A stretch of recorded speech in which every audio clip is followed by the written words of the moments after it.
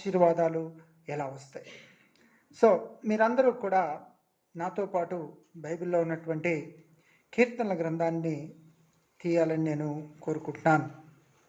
కీర్తనల గ్రంథము మొదటి వచనం నుంచి మనకి ఆశీర్వాదాలు, దేవుడు ఎన్ని రకాలైనటువంటి ఆశీర్వాదాలు ఇస్తున్నాడో చూద్దాం. ఆశీర్వాదాలు మీరు పొందుకోవటానికి, మీరు ఆ ఆశీర్వాదాలని అనుభవించటానికి మీరేం చేయాలి అనే విషయాన్ని నేను మీతో పంచుకోవాలని ఆశపడుతున్నాను. కీర్తనల గ్రంథము 1వ అధ్యాయము 1వ వచనం. దుష్టుల ఆలోచన చొప్పున నడవక, పాపుల మార్గమున నిలువక, అపహాస్యకులు కూర్చుండు చోటన కూర్చుండక చలము.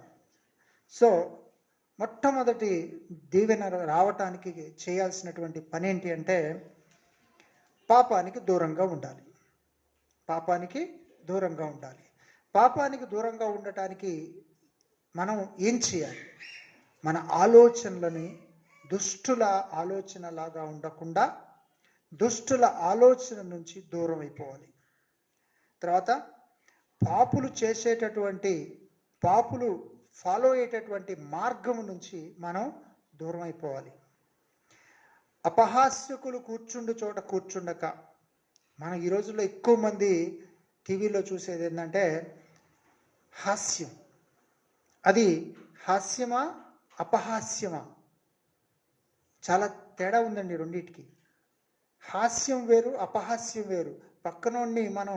పక్కనోడి మీద జోకులు వేసి మనం చేసేదాన్ని అపహాస్యం అంటారు. ఆనందం వేరు. సో అపహాస్యకులకి దూరంగా ఉండటం మొట్టమొదటి చేయాల్సినటువంటి పనులు. దుష్టులు, తర్వాత పాపులు, తర్వాత అపహాస్యకులు, వీళ్ళందరికీ దూరంగా ఉండాలి. కీర్తనల గ్రంథం 2వ అధ్యాయం 12వ వచనం.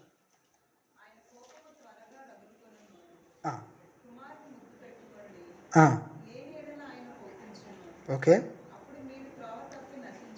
నశించెదరు, ఆయనను ఆశ్రయించు వారందరూ ధన్యులు. ఆయనను ఆశ్రయించు వారందరూ ధన్యులు. ఆయన్ని ఆశ్రయిస్తున్నామా? మనము దేవుణ్ణి ఆశ్రయిస్తున్నామా అనేదాన్ని మనం క్వశ్చన్ చేసుకోవాలి, ప్రశ్నించుకోవాలి. దేవుని యొక్క ఆశ్రయంలో లేకపోతే మనం చాలా ఇబ్బందులు పడతామనే దాన్ని తెలుసుకోవాలి. తర్వాత కీర్తనల గ్రంథం 32వ అధ్యాయము 1వ వచనం. 32వ అధ్యాయం 1వ వచనం. తన అతిక్రమములకు పరిహారము నొందిన వాడు, తన పాపమునకు ప్రాయశ్చిత్తము నొందిన వాడు ధన్యుడు. ఆశీర్వాదాలు కావాలా మీకు? ఎస్. మీకు కావాల్సిందేంటి? మీ యొక్క అతిక్రమములకు పరిహారం కావాలి. మీ యొక్క పాపములకు ప్రాయశ్చిత్తం కావాలి. అతిక్రమములు అంటే ఏంటి? ఆల్రెడీ ఒక రూల్ లాగా ఉన్నదాన్ని అతిక్రమించటం, దాన్ని ఫాలో కాకపోవటం, దాన్ని అతిక్రమణ అంటారు. అంటే దేవుని ఆజ్ఞలు, దేవుడిచ్చినటువంటి విధులు, ఇవన్నిటిని కూడా మనం ఫాలో కాకపోతే వచ్చేది అతిక్రమములు. దానికి ఏం కావాలి? పరిహారం. ఏం కావాలి? పరిహారం అంటే ఏంటమ్మా? ఫైన్, అంతే కదా? పరిహారం ఏంటి? చాలామందికి దేవుని దగ్గర పరిహారము ఎలా పొందాలి అనే విషయం చాలామందికి తెలియదు. దేవునికి డబ్బులు ఇవ్వాలి అని అంటంగానే జోబులో ఉన్న డబ్బులు తీసి మనం సంపాదించుకున్న డబ్బులోంచి డబ్బులు ఇచ్చేసి, అయ్యా నన్ను పరిహరించు అంటే పరిహారం అయిపోద్దా? దేవుని యొక్క ఆలోచనలో డబ్బు ఏంటి? నీ యొక్క విశ్వాసమే ఆయన యొక్క ధనం. నువ్వు విశ్వాసముతో అడిగిన దాన్ని ప్రతిదీ ఇవ్వటానికి రెడీ. నీ యొక్క విశ్వాసం అనేది ధనంతో సమానం. నీ యొక్క విశ్వాసముతో నీ యొక్క అతిక్రమములను కొనవచ్చు. అతిక్రమముల నుంచి నువ్వు పరిహారం పొందవచ్చు. విశ్వాసం లేనిదే మీకు దొరకదు. పాపమునకు డబ్బులు కడితే సరిపోద్దా? కాదు. ప్రాయశ్చిత్తం అంటే పాపమునకు ప్రాయశ్చిత్తము. దెర్ ఇస్ అంటే రక్తం అనేది దానికి ప్రాయశ్చిత్తం. రక్త ప్రోక్షణ అవసరం పాపమునకు. అయితే ఈ రక్త ప్రోక్షణ ఆల్రెడీ జరిగిపోయింది. ఎవరు చేశారు? యేసయ్య చేశారు. సో ఈ రక్త ప్రోక్షణ ఆల్రెడీ జరిగిపోయింది కాబట్టి దాన్ని నమ్మాలి. నెక్స్ట్ కీర్తనల గ్రంథం 40 అధ్యాయం 4వ వచనం. గర్విష్ఠులనైనను త్రోవ విడిచి అబద్ధముల తట్టు తిరుగువారినైనను లక్ష్య పెట్టక యెహోవాను నమ్ముకునివాడు ధన్యుడు. గర్వం. నేను 10th క్లాసు స్కూల్ ఫస్ట్ అని ఒక కుర్రవాడికి మనసులో వచ్చిందనుకో, ఇంటర్మీడియట్ ఫస్ట్ ఇయర్ చదివేటప్పుడు ఏముంటుంది అంటే గర్వం. బీటెక్ ఫస్ట్ ఇయర్లో మేము పిల్లల్ని చూస్తూ ఉంటాం. 9.1 అంటే 90%, 92%, 93% వచ్చిన వాళ్ళని మేము చూస్తూ ఉంటాం. ఫస్ట్ ఇయర్లో వచ్చిందంటే సెకండ్ ఇయర్లో వాడికి 70 కూడా రాదు. ఎందుకు? గర్వం. గర్వం దేనికి ముందు నడిచిద్ది? నాశనానికి ముందు నడిచేది గర్వం. తర్వాత అబద్ధముల తట్టు తిరుగువారు. Big question. మనం అబద్ధములు ఆడుతున్నామా? మనం నిజాలు చెప్తున్నామా? పిల్లలు తల్లిదండ్రులు అడిగిన ప్రతిదానికి నిజమే చెప్తున్నారా? అబద్ధం దేవుడికి నచ్చనటువంటి వాటిల్లో మొట్టమొదటిది అబద్ధం. అస్సలు నచ్చదు. కష్టమైన, దెబ్బలు పడతాయన్నా, తిడతారన్నా నిజం చెప్పటం నేర్చుకోండి. నిజమే చెప్పండి. మీ నోటి ద్వారా అవునంటే అవునని, కాదంటే కాదని, అది మాత్రమే మీరు చెప్పాలి. అది నిజమై ఉండాలి. ఆ నిజం లేకుండా అబద్ధములాడే వారి వైపు మనం తిరగకూడదు. మనం చాలామంది నేను కాలేజీలో గమనిస్తారు ఏంటంటే, బాగా అబద్ధాలు చెప్పేవాడికి ఎక్కువ ఫ్రెండ్స్ ఉంటారు. బాగా అబద్ధాలు ఆడేవాడికి, పోస్కోలు కబుర్లు ఆడేవాడికి దగ్గర ఎక్కువ మంది ఫ్రెండ్స్ ఉంటారు. వాడినే నమ్ముతుంటారు. ఎందుకో చివరికి తెలుసుకుంటారా? చెప్పలేవు. మోసపోతారా? గ్యారంటీ మోసపోతారు. అబద్ధములాడువారు అస్సలు వాళ్ళ దగ్గర ఉండకూడదు. తర్వాత యెహోవాను నమ్ముకుంటే మంచిది.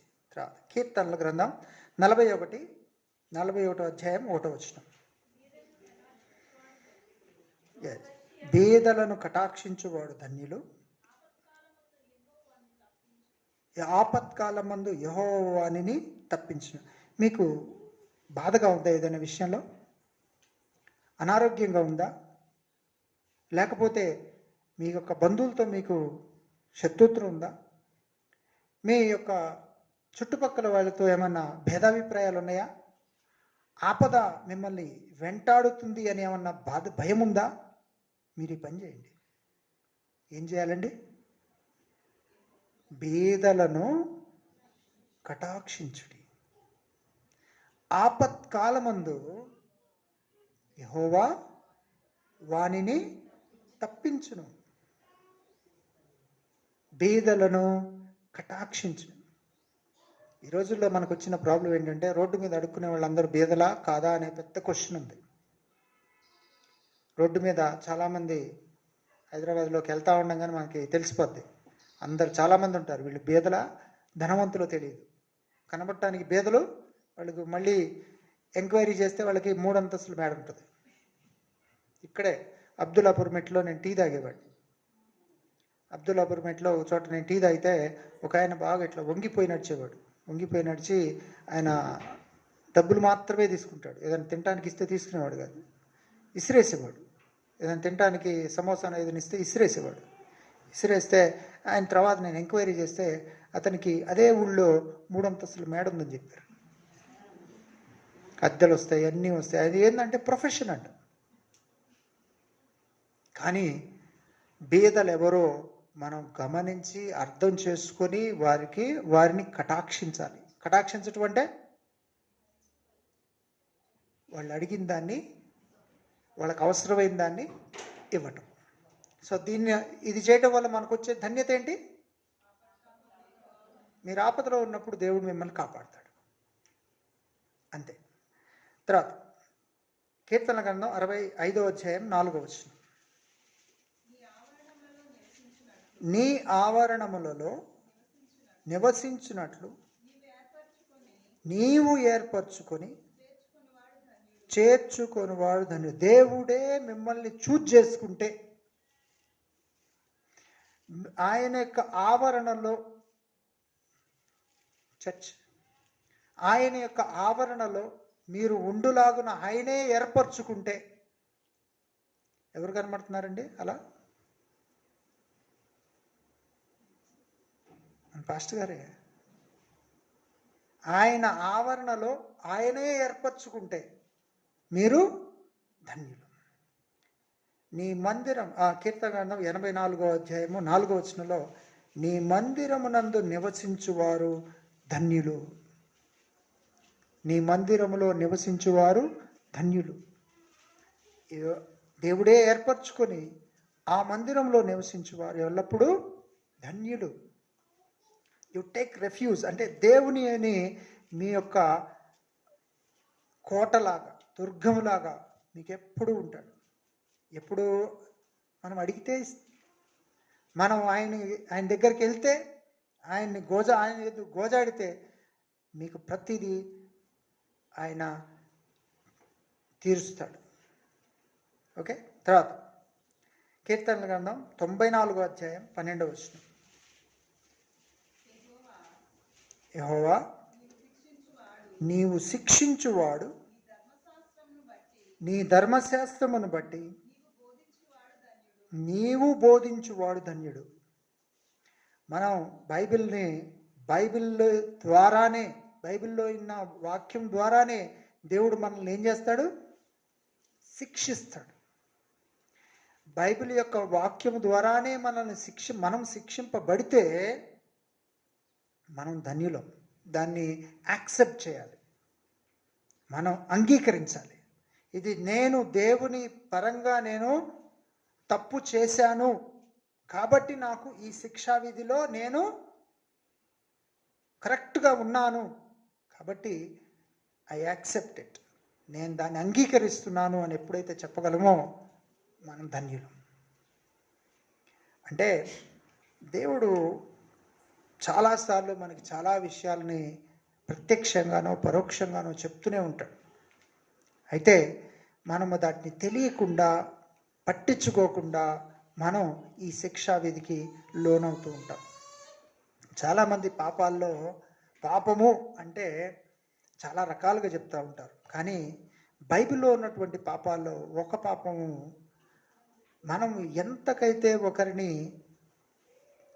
అంగీకరిస్తూ ఇంత సొమ్ముకి నువ్వు నాకు వర్క్ చేయాలి అని అంగీకరించి వాళ్ళని మన పనిలో పెట్టుకున్న తర్వాత ఆ సొమ్ము వాళ్ళకి ఇవ్వకపోతే మనం పాపం చేసినట్టు.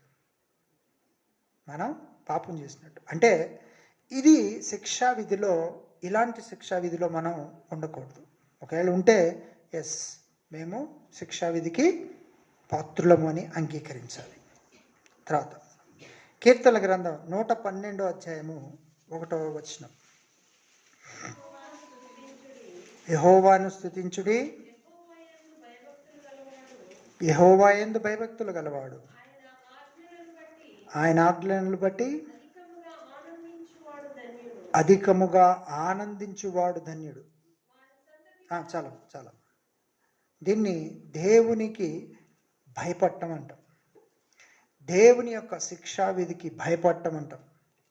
ఆయన ఆజ్ఞలను మనం చేయలేమేమో, మనం ఫాలో అవ్వట్లేదేమో అని భయపడుతూ ఉండటం. అలా భయపడుతూ ఉండగలిగితే మనం ధన్యులం. ఆయన్నే స్తుతించాలి, ఆయన్నే ఆరాధించాలి, ఆయన ఆజ్ఞలను మనం గైకొనాలి. అలా చేస్తే మనం ధన్యులం.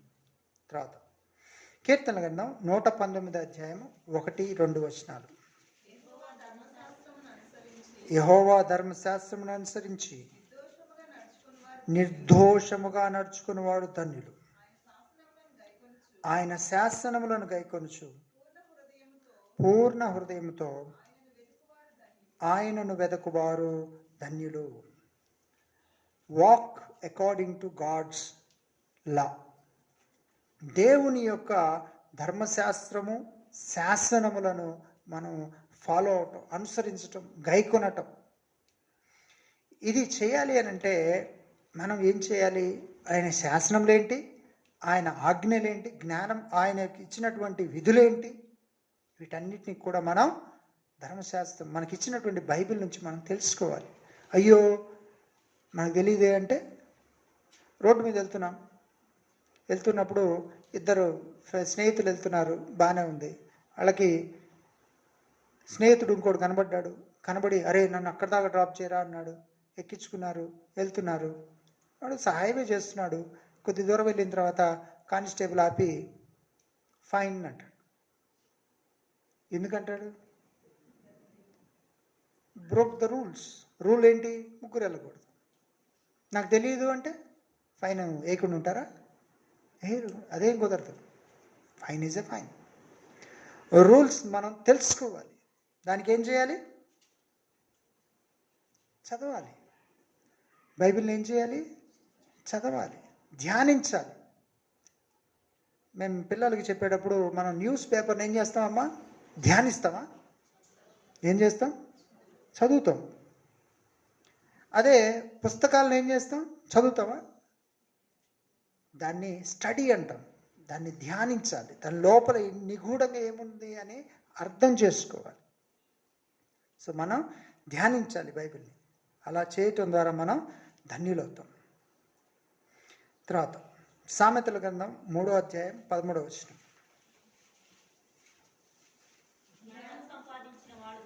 జ్ఞానము సంపాదించిన వాడు ధన్యుడు, వివేచన కలిగి నా నరుడు ధన్యుడు. వివేచన, జ్ఞానము ఏంటి? మనం ఒక రకంగా ఆలోచిద్దాం. భూమి మీద మనం ఎన్నాళ్ళు బతుకుతాం?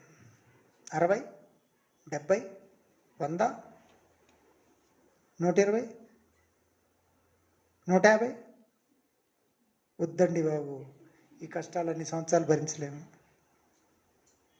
ఒకటి మాత్రం వాస్తవం, ఇక్కడ ఎవరైనా చనిపోతారు. జ్ఞానం, వివేచన. మనం ఎందుకు బతకాలి? పిల్లల్ని అడిగామనుకో, చిన్నపిల్లల్ని అడిగామనుకో, ఏరా నీ గోల్ ఏంటి? నేను క్లాస్ ఫస్ట్ రావాలి, నా గోల్. కొద్దిగా యవనస్తులను అడిగామనుకో, నేను మంచి ఉద్యోగం తెచ్చుకోవాలి, వాళ్ళకి గోల్. పెద్దవాళ్ళని అడిగామనుకో, మంచిగా కుటుంబంలో పిల్లల్ని, వాళ్ళందరినీ పెంచాలి, మంచి విద్యాబుద్ధులు, మంచి చదువులు, మంచి ఉద్యోగాలు వాళ్ళకి వచ్చేటట్టు చేయాలి. ఇంకొద్ది పెద్దవాళ్ళ దగ్గరికి వెళ్దాం, ముసలి దగ్గరికి వెళ్దాం, అంటే నా ఉద్దేశంలో 60 దాటిన వాళ్ళ దగ్గరికి వెళ్దాం. వీళ్ళు ఏం చెబుతారు? అందరూ బాగుండాలి, నేనేమైపోయినా పర్లా, నా జీవితం అయిపోయింది, నా కలో గంజు అంత ఇస్తే నేను దాగి బతుకుతాను, ఏదో రోజు అంటుంటారు. The question is very simple. దేవుడు మానవులని ఎందుకు జీవింప చేస్తున్నాడు. He is ready to give you everything. నీకు ఏది అడిగితే, నీకు ఏ సపోర్ట్ కావాలన్నా సరే, నువ్వు జీవించటానికి ఆయన సపోర్ట్ చేయటానికి రెడీ. వై? నిన్ను జీవింప చేయటానికి ఆయన ఎందుకు సంసిద్ధత చూపుతున్నాడు. నీ జీవిత కాలంలో ఆయన నీ దగ్గర నుంచి ఏమి ఆశిస్తున్నాడు. చాలామందిని అడిగాను ఇదే క్వశ్చన్ నేను. దేవుణ్ణి ఆరాధించాలండి, ఆయన మనల్ని చేసుకుంది అందుకే అన్నారు. దేవుని వాక్యం చదవాలండి, వాక్యం చదివే దానిలో ఉన్నటువంటి ప్రతి దాన్ని కూడా ఫాలో అవుతూ ఉండాలండి, అందుకే మనల్ని చేసుకున్నాడండి దేవుడు. ఎందుకు చేసుకున్నాడమ్మా? మరి అందుకే చేసుకున్నాడండి, బాగా. యేసు క్రీస్తు ఎందుకు వచ్చాడు? నశించిన వారిని వెదకి రక్షించి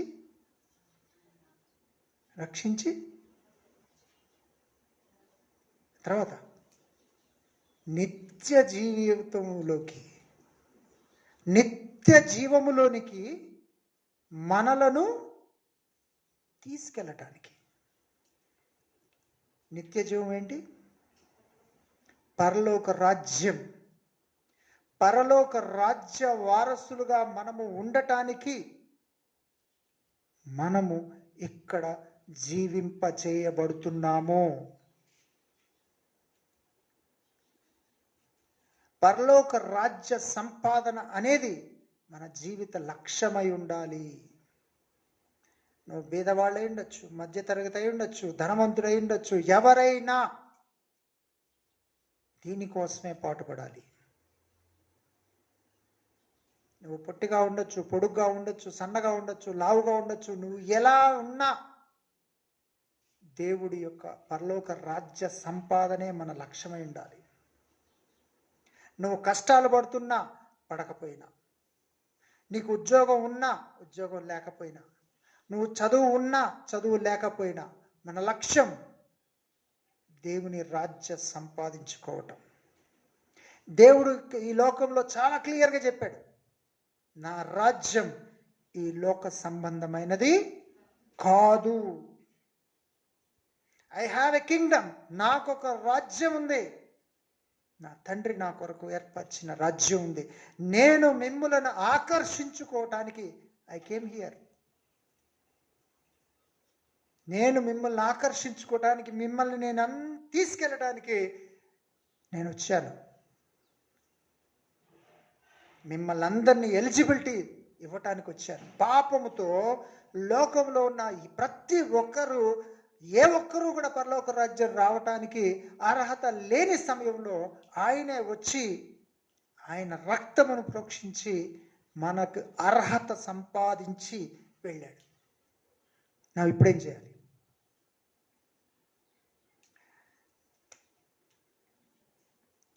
నేను బాగా ధనవంతుడు అవటానికి, నేను బాగా ఆస్తిపరులు అవటానికి మనం ఎప్పుడు ఆశపడుతూ ఉంటాం.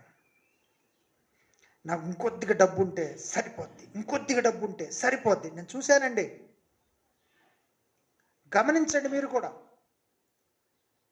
పిల్లల్ని కూడా నేను చాలాసార్లు అడుగుతుంటాను, నీకు ఎంత కావాలి? 10 లక్షలు సరిపోద్దా? చాలదు. 1 కోటి రూపాయలు సరిపోద్దా? చాలదు. 100 కోట్లు సరిపోద్దా? చాలదు. నువ్వు సంపాదించడం ఎందుకు? ఇంకా ఈ లోకంలో సంపాదన చాలదు. దేవుని లోకంలో సంపాదించుకోండి. అక్కడ చిమ్మిటయ్యనను ఇంకా ఏది కొట్టదు, ఎవడు దొంగిలించలేడు. ఈ లోకంలో సంపాదన పెరిగే కొద్దీ మీలో భయం పెరిగింది. ఆస్తి ఎక్కడ పెట్టాలో తెలియదు, ఎవరు కొట్టేస్తారో తెలియదు, ఏ రోజు నిన్ను చంపేస్తారో తెలియదు. అవసరా? కాదండి. దేవుని యొక్క రాజ్యం సంపాదించుకోండి, అక్కడ ఆస్తిని పెంచుకోండి. ఈ కష్టాలు పడదాం, ఈ లోకంలో. కానీ దేవుని రాజ్య సంపాదన మాత్రం మన ధ్యేయం. దేవుని రాజ్య సంపాదనకి ఏం కావాలి? ఇప్పుడు మనం తెలుసుకున్నవన్నీ కావాలి.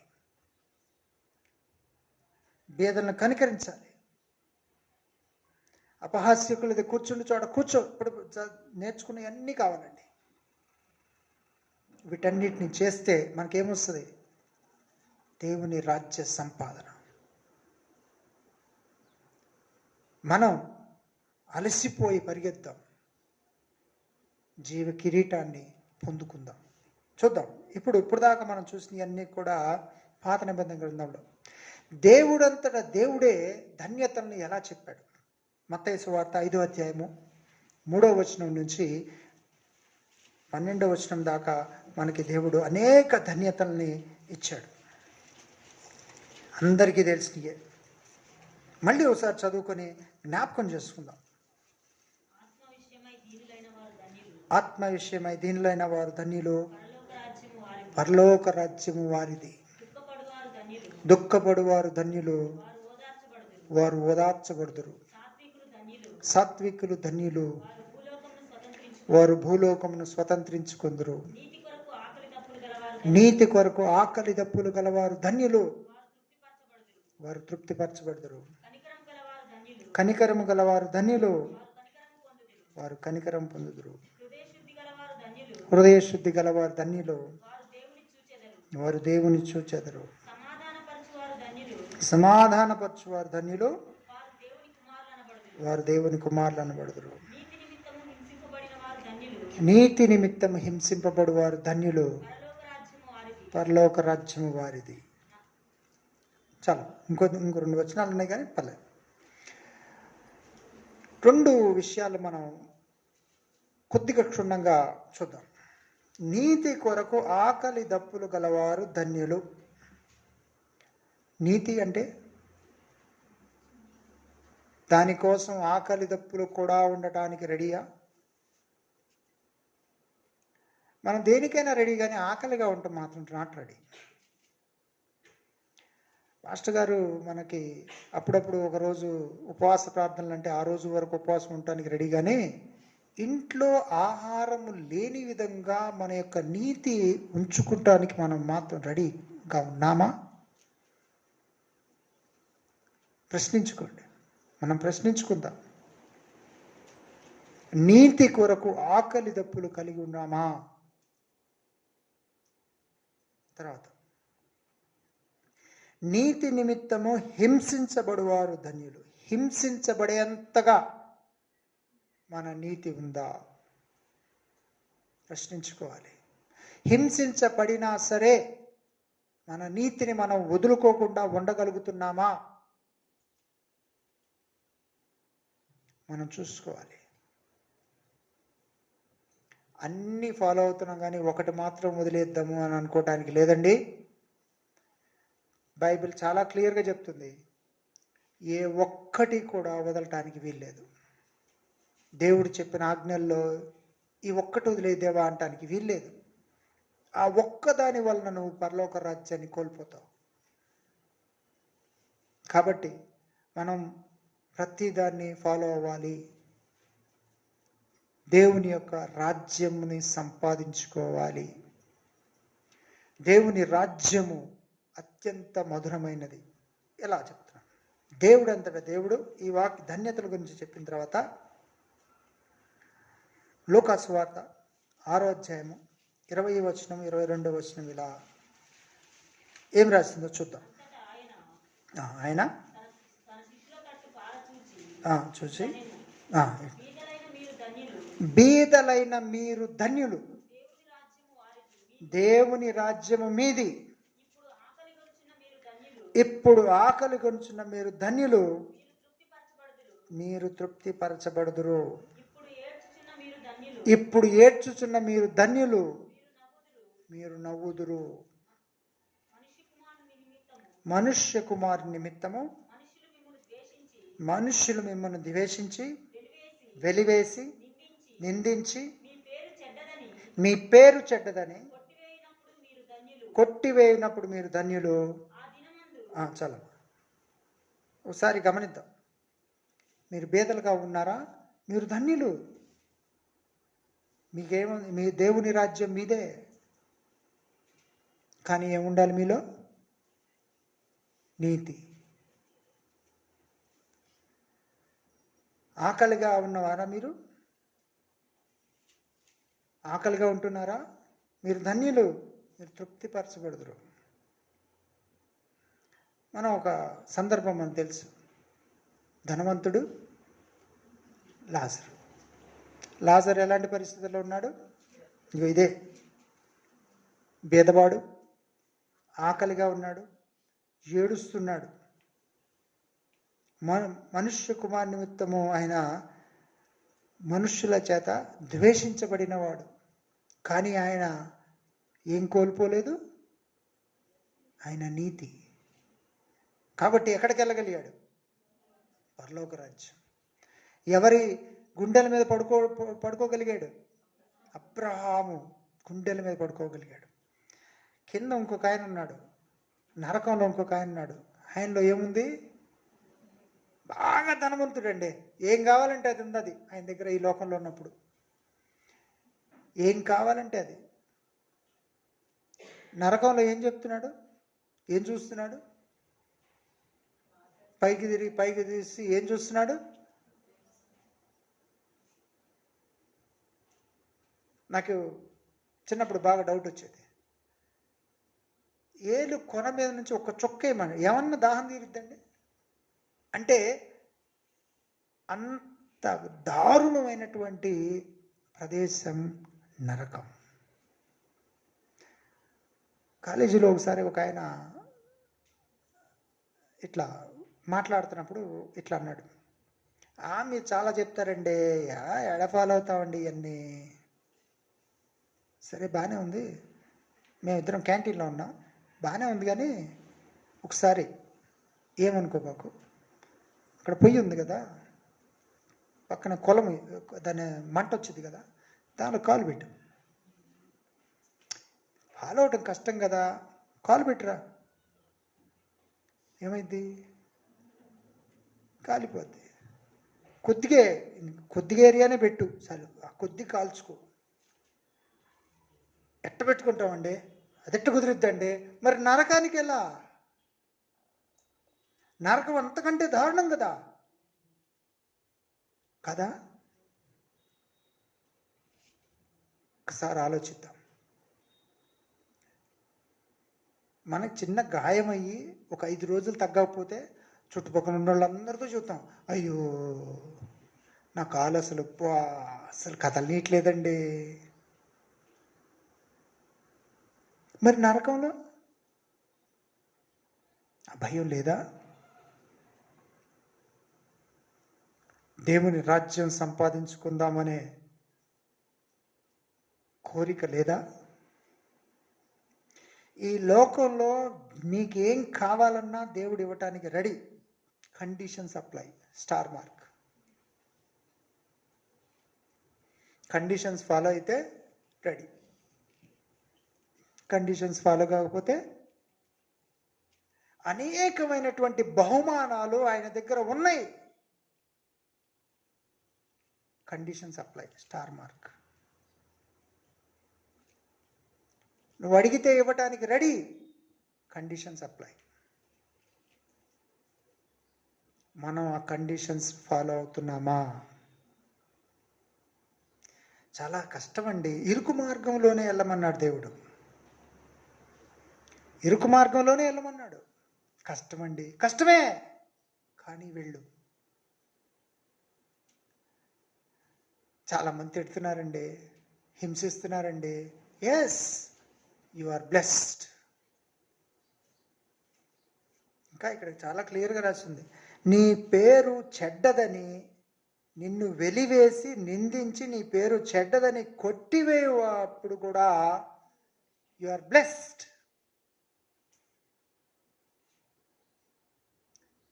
రోడ్డు మీద గొడవలు జరుగుతున్నప్పుడు నేను చాలాసార్లు గమనించాను. ఒకళ్ళకొకళ్ళు గొడవలు ఎందుకు జరుగుతాయి అని అంటే ఏముండదు అక్కడ. ఒకడు ఇంకొకడిని ఒక చిన్నగా తిడతాడు అంతే. ఎక్కడ లేని ఆవేశం వచ్చేసింది అవతలోడికి.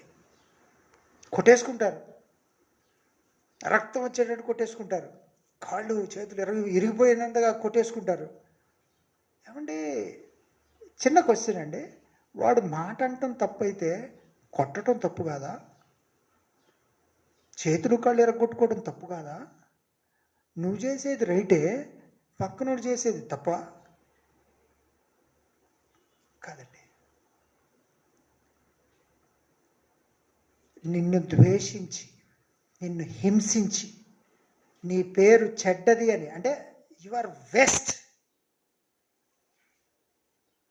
అలాంటి టైంలో కూడా ఆనందించు.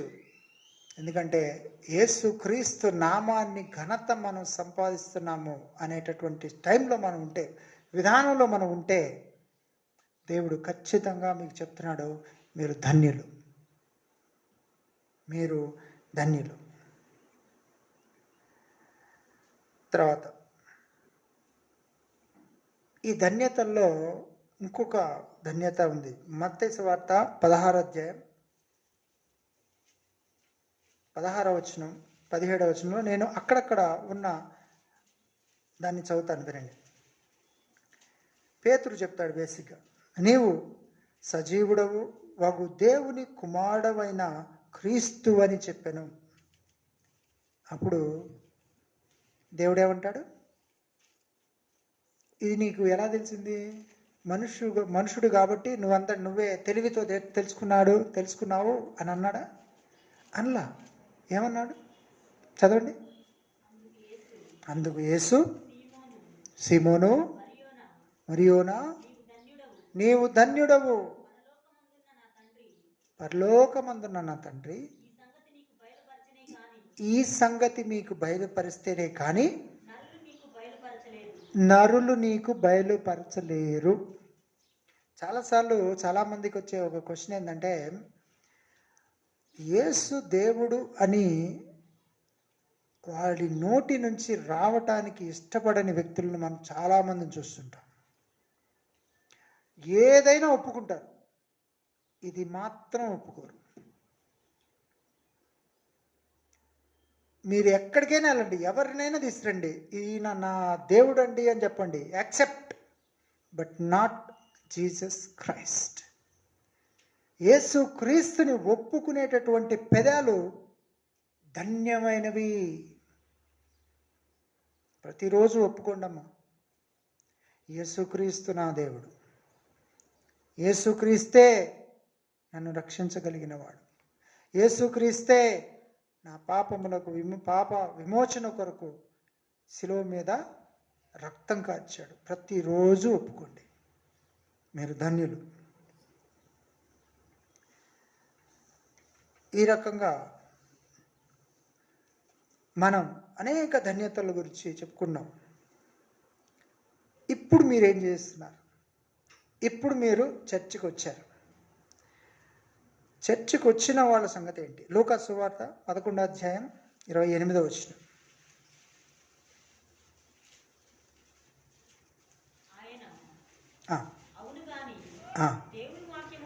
దేవుని వాక్యము విని దానిని గైకొనువారు ధన్యులు. దేవుని వాక్యము విని దాన్ని మర్చిపోయేవాళ్ళు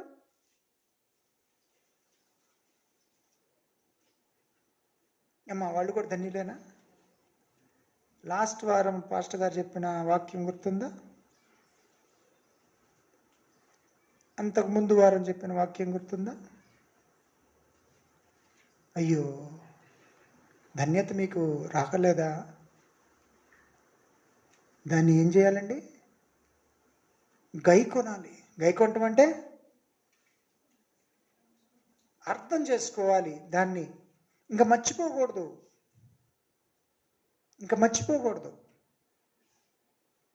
విని అర్థం చేసుకొని దాన్ని మనసులో ఉంచుకొని దాని ద్వారా జీవించాలి, దాన్ని ఫాలో అవ్వాలి. అప్పుడు మీరు ధన్యులు. చాలామంది ఒక రాంగ్ ఒపీనియన్లో ఉంటారు. అబ్బో చర్చికి వెళ్ళకపోతే చాలా వారం అంతా చాలా ఇదిగా ఉంటుంది రబ్బా, అందుకని చర్చికి ఒక్క 5 నిమిషాలు అటు వెళ్ళి కూర్చొని ప్రార్థన చేసుకొని వెళ్ళిపోదాం. ధన్యులా? రండమ్మా, అందరినీ తీసుకొద్ది. మీ వారు కూడా విని గైకునేలాగా దేవుడు చూసుకుంటాడు. గైకుంటే వారు ధన్యులు. వచ్చారు, వాక్యం విన్నారు, గైకున్నారు, మీకు నెక్స్ట్ స్టేజ్ వస్తుంది.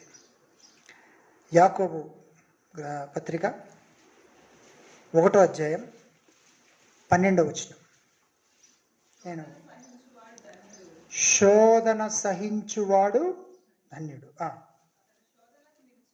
అతను శోధనకు నిలిచిన వాడై ప్రభు తన్ను ప్రేమించు వారికి వాగ్దానము చేసిన జీవ కిరీటము పొందును.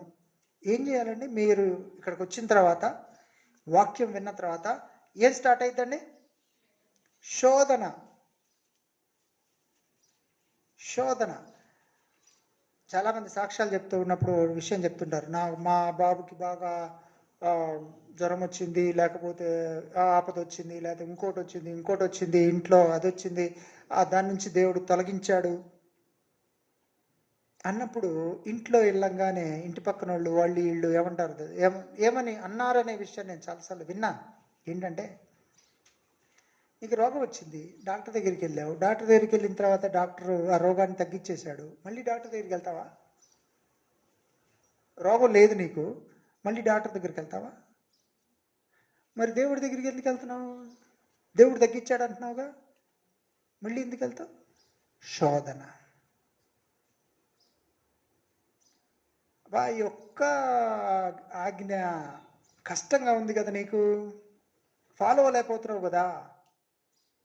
వద్దులే, ఈ ఒక్కటి లేకపోయినా దేవుడికి తెలుసులే. శోధన. దేవుని వాక్యము ఫాలో అవ్వాలంటే అనేక శోధనలు మీకు రావటం ఖచ్చితంగా వస్తాయి. మీ పక్కన వాళ్ళ ద్వారా కాదండి, మీ ఇంట్లో వాళ్ళ ద్వారా కాదండి, మీ స్నేహితుల ద్వారా కాదండి. అపవాది శోధిస్తాడు మిమ్మల్ని. ఎందుకంటే దేవుడిని కూడా వదిలిపెట్టలే, యేసు క్రీస్తుని కూడా వదిలిపెట్టలే, ఆయన్ని కూడా శోధించాడు. శోధిస్తే శోధనలు అంటే చెప్పచ్చు, ఇంకా చెప్పచ్చు. ఈ రోజుల్లో శోధన. నా అన్న కొడుకు ఆ శోధనలో పడిపోయి చచ్చిపోయాడు. శోధన పేరు పబ్జి. ఆడుతూ ఉంటే ఇంకా ఆడాలి. ఎంతగా ఆడుతున్నారు అంటే చనిపోయేంతగా ఆడుతున్నారండి. దాని మీద నేను ఇప్పుడు నాకున్నటువంటి స్టూడెంట్స్ దగ్గర కూడా చాలామంది ఇదే పనిలో ఉన్నారు. గమనించింది ఏంటంటే, ఆట పబ్జీది కాదు, సెల్ ఫోన్ది. సెల్ ఫోన్ ఎక్కువసేపు వాడటం శోధన. ఇప్పుడున్న యంగ్ జనరేషన్కు ఉన్న శోధన సెల్ ఫోన్. తల్లిదండ్రులు మాకు కాల్ చేస్తుంటారు. కాల్ చేసినప్పుడు ఏం చెప్పాలో తెలియదు. మా వాడు ఆడుతున్నాడండి, వాడిని డీవియేట్ చేయాలి, ఏం చేయాలి? మీరు ఏదైనా వర్క్ ఇవ్వండి, వాడిని ఆ చేత చేపిస్తాను. కానీ కావాల్సింది అది కాదమ్మా. స్టూడెంట్స్, చిన్నపిల్లలు వాళ్ళు ఫాలో అంటే కోల్పోతుంది ఏంటో తెలుసా? ప్రేమ, ఆప్యాయత. మీ పిల్లల్ని మీరు దగ్గరికి తీసుకొని కౌగులించుకొని మాటలు చెప్పిన సందర్భాలు ఎన్నున్నాయి ఒక నెల రోజుల్లో? మీ పనుల్లో మీరు పడిపోయారే కదమ్మా. పెద్దవాళ్ళు అయ్యే కొద్దీ వాళ్ళని దగ్గర తీసుకోకూడదా? తీసుకోకూడదా? తప్పిపోయిన కుమారుడు మళ్ళీ వెనక్కి వస్తే ఆ తండ్రి ఏం చేశాడండి? కౌగలించుకొని ముద్దాడి. ఎలా ఉన్నాడు అప్పుడు? నీట్గా ఉన్నాడా? ఎక్కడి నుంచి వచ్చాడు? పందుల్ని మేపే దగ్గర నుంచి వచ్చినా సరే మన పిల్లల్ని మనం దగ్గర తీసుకోకపోతే ఇంకెవరు తీసుకుంటారు? శోధన ఖచ్చితంగా వస్తుంది. అబద్ధం ఆడాలి అనే స్టేజ్ వచ్చింది. అబద్ధం చెప్తావా చెప్పవా? శోధన. ఒకవేళ ఆ శోధనను నువ్వు జయిస్తే నీకోసం ఏమి సిద్ధపరచబడింది? క్లియర్గా రాసిందండి. తన్ను ప్రేమించు వారికి వాగ్దానము చేసిన జీవ కిరీటము పొందును. పౌలు కూడా, అపోస్తులైనటువంటి పౌలు కూడా అనేక మార్లు శోధింపబడి తన శరీరాన్ని నలగొట్టుకున్నాడు. కాబట్టి శోధింపబడటం అనేది ఖచ్చితంగా ఉంటుంది. ఇలా అనేకమైనటువంటి ధన్యతలు మనకు రావటం కోసం మనం దేవుని యొక్క వాక్యములో వెలుగులో మనం ఉండాలి. ఇలానే మన ప్రకటన గ్రంథంలో కూడా చాలా రాసి ఉన్నాయి. అది నేను జస్ట్ చదివి వినిపిస్తాను, వినండి. ప్రభువునందు మృతి నొందిన మృతులు కూడా ధన్యులు, వారు తమ ప్రయాసములు మాని విశ్రాంతి పొందుదురు. గొర్రెపిల్ల పెండ్లి విందుకు పిలువబడిన వారు ధన్యులు. ఇలా బైబిల్లో అనేక ధన్యతలు ఉన్నాయి. కానీ కండిషన్స్ అప్లై. ఏది ఉచితంగా ఇవ్వలేం, కండిషన్స్ అప్లై. మనం దానికి ఎలిజిబిలిటీ సంపాదించుకోవాలి. జీవితం ఎలాగైనా జీవించవచ్చండి. ఇలానే జీవించాలి అనే రూల్ ఏం లేదు, ఇలానే ఉండాలి అనే రూల్ ఏం లేదు. కానీ రూల్ ఈజ్ ఎ రూల్. ఒకటే ఒక రూల్ ఏంటంటే పరలోక రాజ్యం మనం సంపాదించుకోవాలి.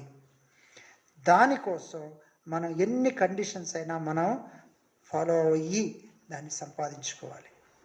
మీకు వచ్చే ప్రతి కష్టానికి కూడా దేవుడు సహాయం చేయడానికి రెడీగా ఉన్నాడు. మీకు ఎంతవరకు శోధన కలిగించి బడితే దాన్ని మీరు సహించగలరో అంతవరకే శోధిస్తాడు. అంతగా మించి శోధన రాదు. ఎందుకంటే దేవుడు అదే చెప్తున్నాడు, నేను అంతకు మించి మీకు ఇవ్వటానికి పర్మిషన్ ఇవ్వను. శోధన కూడా నువ్వు ఎంతైతే శోధనకి జయించగలవో అంతే శోధనను కూడా నీకు దేవుడు ఇస్తాడు. అంతకు మించివాడు. శోధనను జయించండి, ఆటోమేటిక్గా మీకు జీవ కిరీటం సిద్ధంగా ఉంది. దేవుడు తన వాక్యం ద్వారా మీ అందరితో మాట్లాడుతున్నాడు. తన వాక్యం వెలుగులో మిమ్మలను పరిశోధిస్తున్నాడు. మీరు ఆ విన్నటువంటి వాక్యాన్ని గైకొని తద్వారా మీ జీవితాలు మారాల్సిన స్టేజ్లో ఉంటే, మార్పు చెందాలని ఆ దేవుడు తన పరిశుద్ధ ఆత్మను మీ మీద కుమ్మరించి మిమ్మలను తన యొక్క వాక్యపు వెలుగులో హెచ్చరించాలని, తద్వారా మీ యొక్క జీవితం దేవుని యొక్క మార్గములో నడవాలని కోరుకుంటూ, నాకు ఇచ్చినటువంటి అవకాశం కొరకు పాస్టర్ గారికి వందనాలు చెల్లిస్తున్నా, సంఘమునకు వందనాలు. ఒక చిన్న ప్రార్థనతో మనం మన యొక్క జీవితాన్ని పరిశోధించుకొని దేవుని యొక్క పిలుపునకు మనం తలవొగ్గి దేవుని యొక్క రాజ్యమును మనం సంపాదించుకోవటానికి మనం ఏమేమి చేయాలి అని ఈరోజు మనం విన్నామో అవన్నీ చేయుటకు మనము వివేచనతో దేవుని యొక్క సన్నిధానమును సమీపించి ప్రార్థన చేద్దాం. ప్రతి ఒక్కరూ ప్రార్థించండి. ప్రతి ఒక్కరూ దేవుడు మీ యొక్క మాటలను విని మీ యొక్క హృదయమును పరిశోధించి మీకు సహాయము చేయునుగాక. మహాపరిశుద్ధుడు మిక్కిలి కనికరము గల దేవానికి వందనములు స్తోత్రం చెల్లించుకొంచున్నాం. దేవా, నీ యొక్క వాక్యము సజీవమైనది, నీ యొక్క వాక్యము రక్షణను కలుగజేయనది, నీ యొక్క వాక్యము మమ్ములను నీ యొక్క లోకంలోకి ఆకర్షించుకున్నది. దేవా, ఇక్కడ ఉన్న ప్రతి ఒక్కరిని మీ చేతికి అప్పగించుకొంచున్నాం. ప్రతి ఒక్క నాలుక మిమ్మలను స్తుతించుచున్న తండ్రి, ప్రతి ఒక్క హృదయము నిన్ను కావాలని అడుగుచున్న తండ్రి, దర్శించండి దేవా. ఈ సంఘమును మీకే సమర్పించుకుంటున్నాం. సంఘంలో ఉన్న ప్రతి ఒక్కరిని దీవించి ఆశీర్వదించండి. ధన్యులొకటకు కావలసిన ప్రతి ధన్యతను వారికి దయచేయండి దేవా. అవి ధన్యతలను సంపాదించుకున్నటకు వారికి సహాయం కావాల్సిన ఎడల మీ సహాయం దయచేయండి దేవా. వారితో మాట్లాడండి, వారిని బలపరచండి, వారికి సహాయం దయచేయండి దేవా. నీ యొక్క వాక్యమును వారి ఉచ్చరించులాగున, దేవుని రాజ్యమును వారు అర్థం చేసుకునేలాగున, మీ యొక్క రక్తం యొక్క విలువను వారు తెలుసుకునేలాగున మీ యొక్క పరిశుద్ధాత్మను వారందరి మీద కుమ్మరించమని యేసుక్రీస్తు పరిశుద్ధ నామమున అడిగి వేడుకొని ప్రార్థించున్నాం తండ్రి. ఆమేన్. Thank you.